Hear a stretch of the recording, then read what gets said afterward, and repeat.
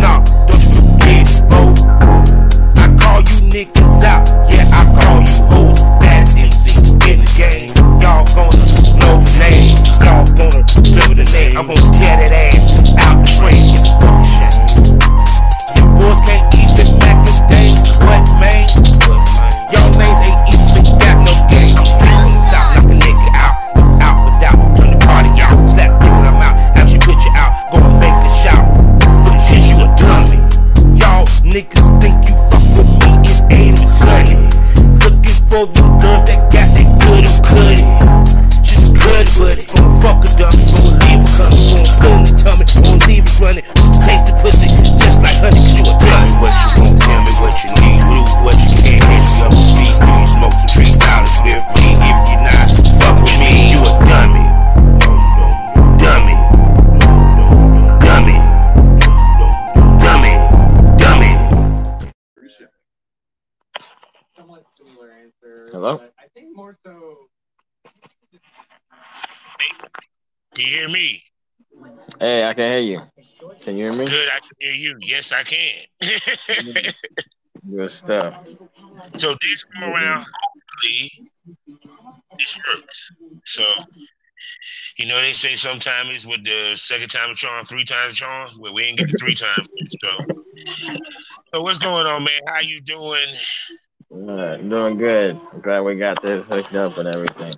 Oh yeah, man. I've been looking forward to this one, man, ever since I first found you on Twitter and everything. And I think we first were talking about the last time you went to Prague, and this is funny that this go around you actually went to Prague. Yeah,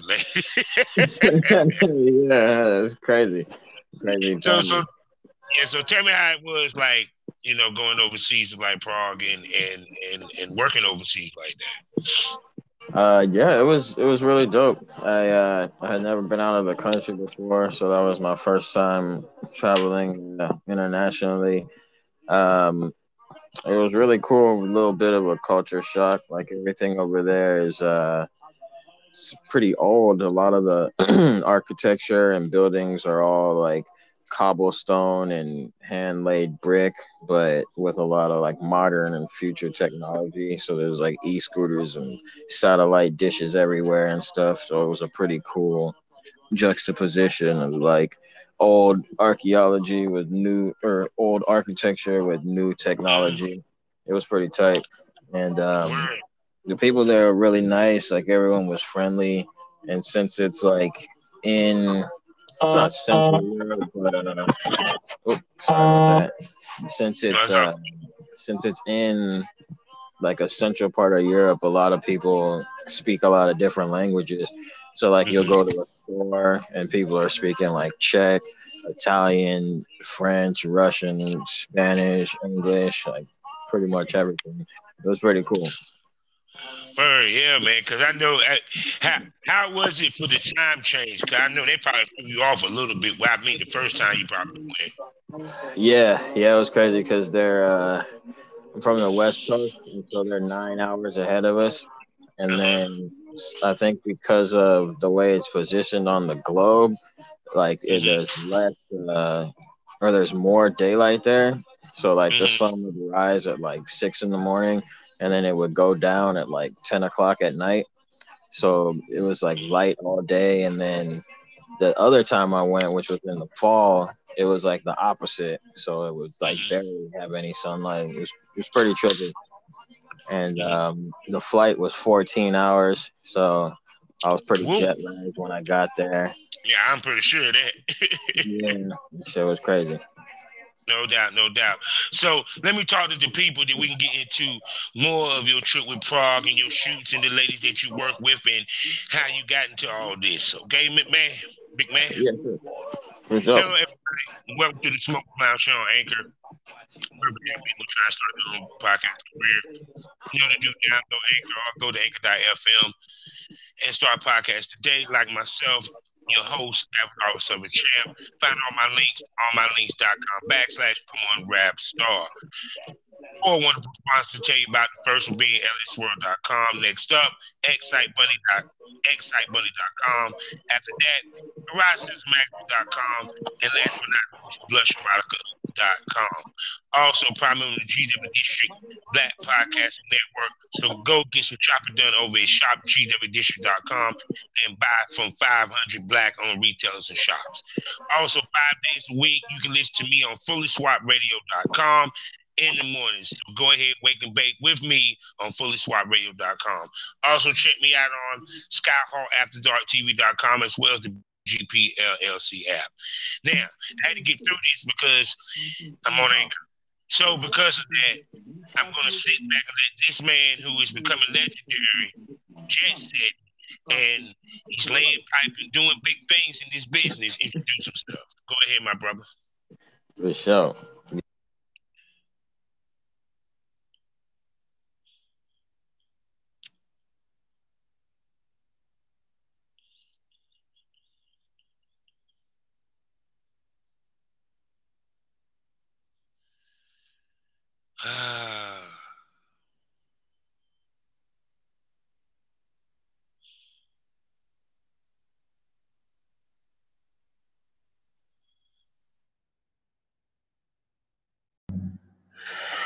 How you doing, people? And I am Kavanaugh, the Southern Champ, a.k.a. the Porn Rap Star, host of STO, the Smokers Lounge. And I'm here to give you something to smoke over. I'm talking about Spotify for podcasters. That's right. Spotify now has it to where you can start your podcasting career. We're talking about video podcasting, and you can make money by monetizing your podcast, whether it's through donations or even setting up a subscriber side of your podcast. So go to Spotify, sign up, and start podcasting like me and make money. Take your hobby and go ahead and make it your career. Smoke this over. This episode is sponsored by Custom Ink. Custom Ink brings people together with custom gear, from employees and customers to teammates and friends. At their easy-to-use website, you can create personalized custom gear, including water bottles, backpacks, polos, jackets, and so much more. And it's all backed by a 100% satisfaction guarantee. Get started today. Visit customink.com. That's customink.com. Hello? Yeah, I don't know. I think I got disconnected or something. Okay, yeah. Nah, your audio it went out. Oh, damn. Yeah. So we back from commercial break. Just make this quick. This is AJ Fresh, man, and he's doing big things in business and what have you.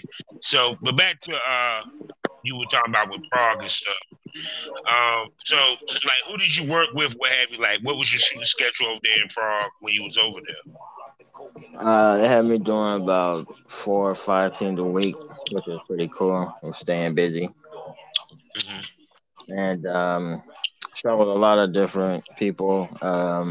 One of my favorites was probably Alexa Vice. She was really cool. Mm-hmm. And yeah, it was a dope spot. Yeah, I really enjoyed it. So these was ladies you had worked with before, prior? Because I know the first time I think like Taylor Nicole was there and some other people. And so was it different girls or was it like the same crowd? Yeah, it was different girls. It was for this studio with this director named Giorgio. And yeah, they were from all over the place, like Denmark, Japan, Brazil, America. And my friend Rebel Ryder was out there, so that was cool. We got to hang out and like walk around the city, do our tourist thing, like have dinner, check out different restaurants and stuff. So that was a lot of fun.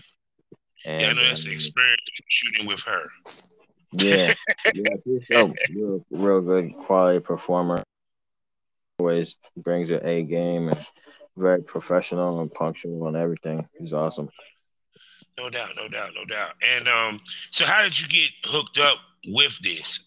Because like I said, I mean, not many people get the opportunity to travel to another country and perform and work. You know what I'm saying? Yeah. And so, like I said, I've been performing for about 5 years, and about a year before COVID hit, I had been speaking with one of the directors named Omar. He shoots for a couple of different sites, and I was supposed to go to Mexico, and so I had got my passport and everything ready. And then 2 weeks before I was gonna fly out, COVID hit.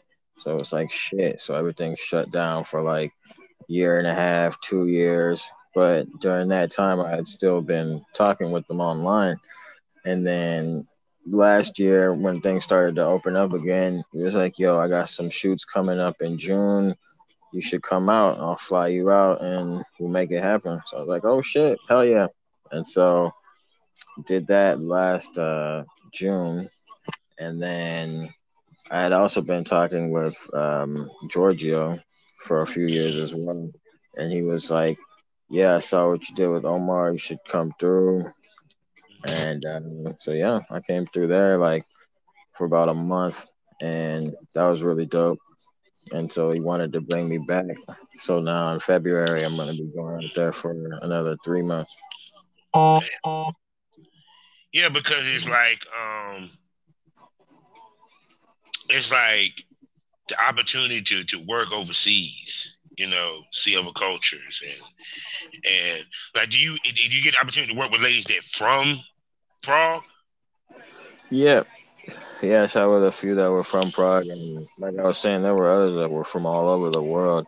Like I Mm-hmm. shot with a Danish girl, a Russian girl, Shit. Brazilian girl. Some were from Uh, Colombia and Italy, and mhm. literally all over the place. And like So a guy that I was staying with in the model house, he was from the Netherlands. Another one of the male performers there is German. Another dude was French. So it's like people from all over the place. That shit was crazy. And like we'd be hanging out and like having dinner and stuff, and people would be having whole conversations through like Google Translate and using apps on the phone to translate text from different things and stuff. It was pretty dope. yeah, cause shoot. So I ain't go front. Which country got the best pussy though?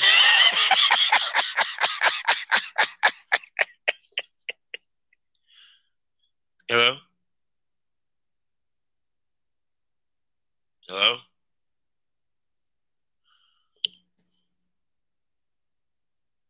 Hello.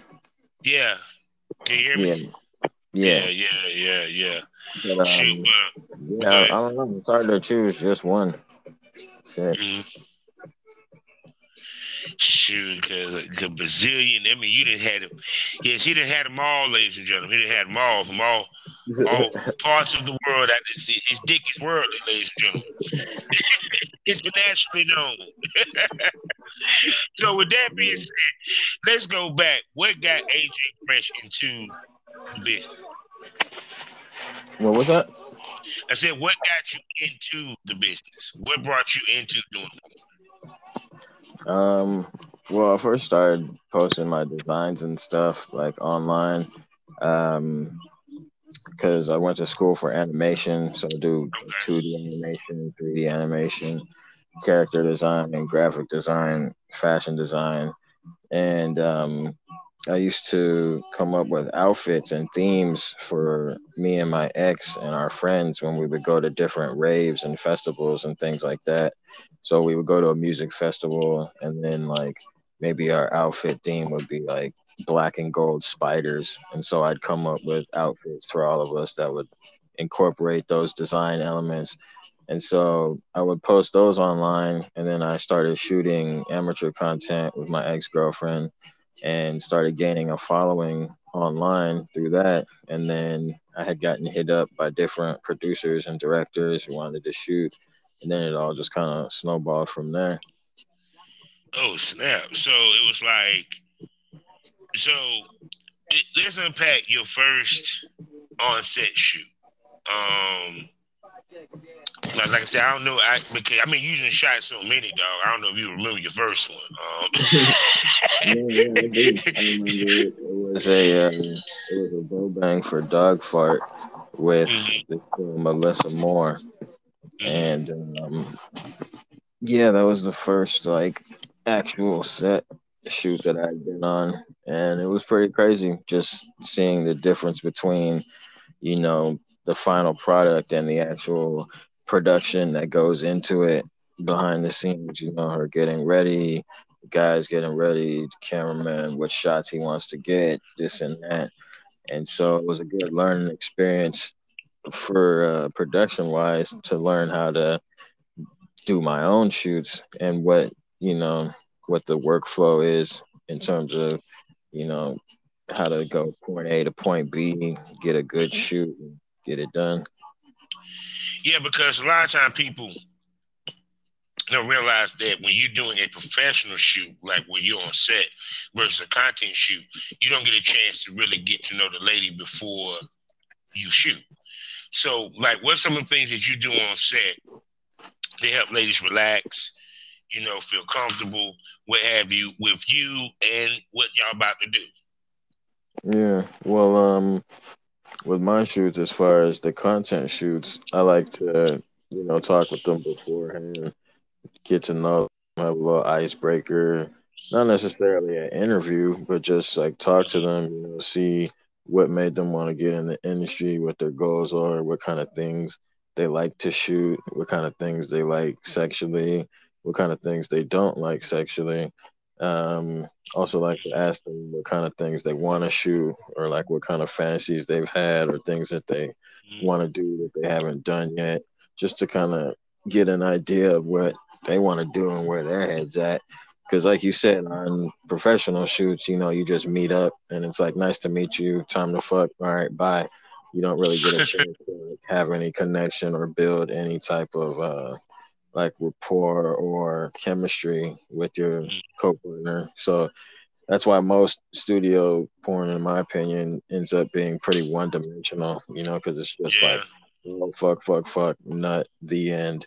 Whereas, when you actually build chemistry with the co-performer, you can create something with a wider spectrum. As far as it might be more sensual, it might be more rough, depending on the dynamics of the performer. Yeah, because it seems like you a male talent is very versatile. Hmm. Uh, it's like you can fit in any type of scene or what have you. Do you think that helps you with you getting bookings? Because it's kind of like I seen you play different, type characters or situations or what have you, even to the straight, of course, fuck scenes or what have you. So you think that kind of help you with people wanting to work with you, especially on a professional level on paid shoots or, top companies? Yeah, definitely. I think when I first started, people didn't like it. A lot of directors would tell me like, "Oh, you shouldn't shoot this," or "You shouldn't shoot that." You shouldn't do these types of scenes. But I've realized as I do more of what I like to do and what people like to see, it promotes me to a broader range of people as far Mm, as different demographics, whatever race, BBW, whatever. And, people notice that, directors and studios notice that. So the fact that I'm doing that and I'm a good performer, it kind of helps me. Like you said, they're like, oh, okay, this mm, guy, I gotta watch out for him, like, see what he's doing and stuff. yeah. So, and also the other part of which we'll get to the content in a second, is dependability. See, a lot of people don't understand is that it's a lot of girls, but it's a small circle of guys Hmm. that company's going to use. They're going to stick to their guys that, just like you said, when you went to Prague, each time you went, there was a different set of girls. But the common Hmm. denominator was AJ Fresh was in the house. You feel what I'm coming from? Yeah, You feel me? So, yeah, so yeah, it's kind of like, understand, speak to your professionalism, the way that you move on set, that that shows them that you're dependable, and how important it is to be dependable in order to be successful in this business. yeah, yeah, definitely. Well, for me, it's just about like just showing up, getting it done, and then when it comes to my content, it's the same thing, like at the end of the day, it's a job, it's work. You're there to have fun, but you're also there to make the product. So you gotta stay focused and stay on task and that's with any production, like whether you're cooking or making music. Like if you're in the studio, it's cool to chill and smoke and freestyle and shit, but you still gotta come up with a song. So it's Hmm. like you gotta put in the work while still maintaining that level of quality, and then just keep sort of pushing yourself and the people around you to keep doing good and keep doing better. Yeah, and two, also the biggest key is he stays hard, ladies and gentlemen. He stays hard. Yeah. Yeah, that's the most important part of our job. Yeah, and it's tough too. There's a lot of factors that go into that. You could be Yeah. stressed out, or it could be a long day, or a tough girl that you're working with, or whatever the case may be. But any good male performer will be able to rise to the occasion. Yeah. Pun intended. Yeah, which is interesting because also we speak to the fact that there's somewhat of a middle game. So, what mental prep do you take, as well as physical prep, before you know you got a shoot to do? Mainly just chill for a few minutes. Get a little quiet time to myself to just kind of get in the mood. Not really like scrolling Instagram or checking messages or anything. Hmm. Um, Kind of like a boxer, when they're chilling in the room before the fight and shit. Like, you can't really think about the announcers and the cameras and the fans and all that shit. You just Yeah. gotta think about, going in there and knocking it out. Hmm. So I usually just take like a few minutes to just kind of chill, get in the right headspace, the right mindset. Um, Usually I've had a minute to talk with the girl, kind of build some chemistry so that knocks out some of the nerves as far as, people being anxious and, oh, what are they going to think of me or this and that. Yeah. Yeah, most definitely. Had you ever had scene where you had to work your way through it? It just wasn't going that well, and you had to work your way through it. And how did you work your way through Yeah, definitely. There's been a few. And hmm, I guess the main thing I could say is just gotta focus on the good food and the shower you're gonna have after. Like kind of like a it? long day at work, like Yeah.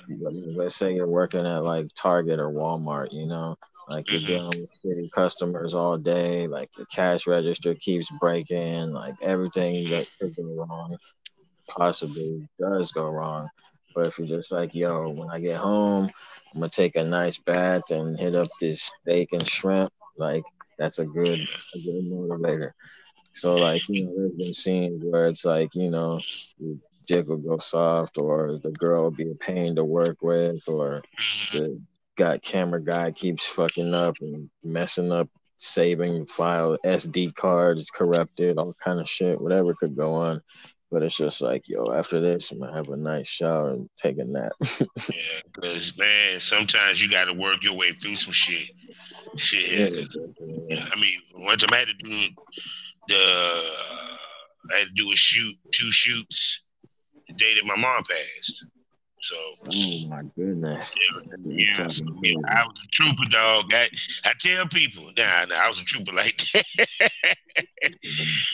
Period. Cause I like cause sometimes you got to get it when you can get it because you may Yeah, not catch that girl down the line or not or what have you. You know what I'm saying?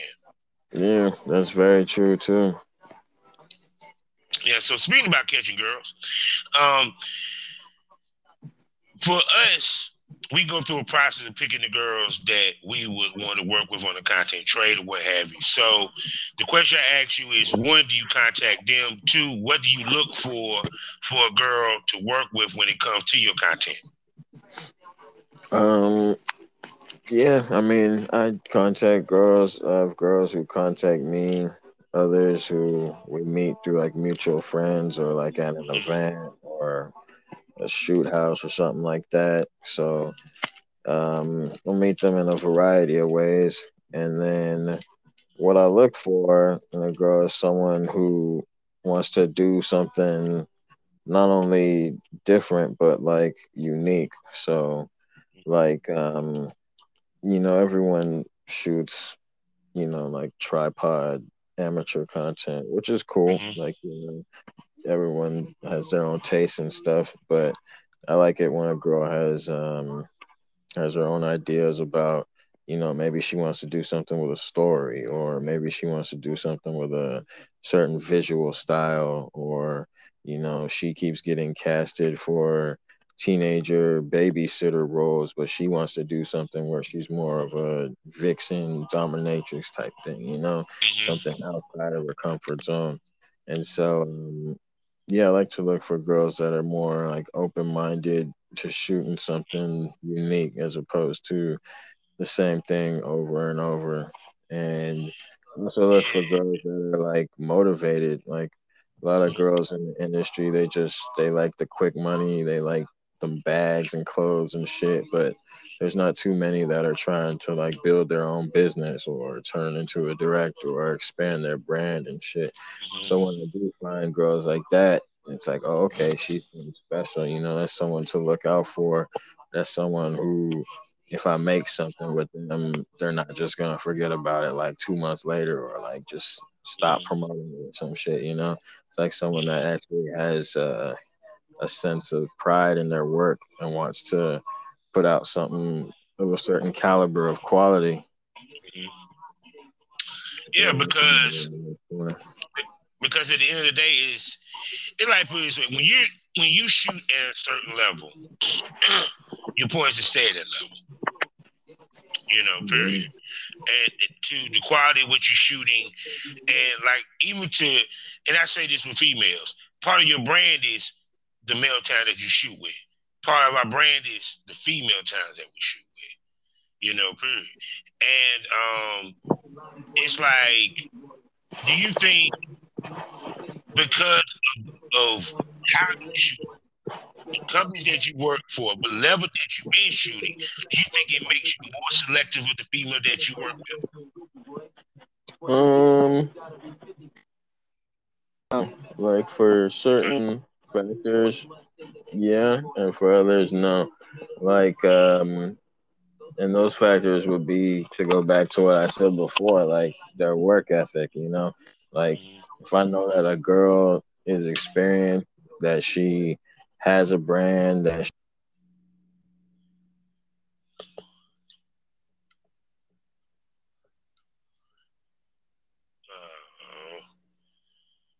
Uh, we were there. we were there. We were there. Oh, we were there.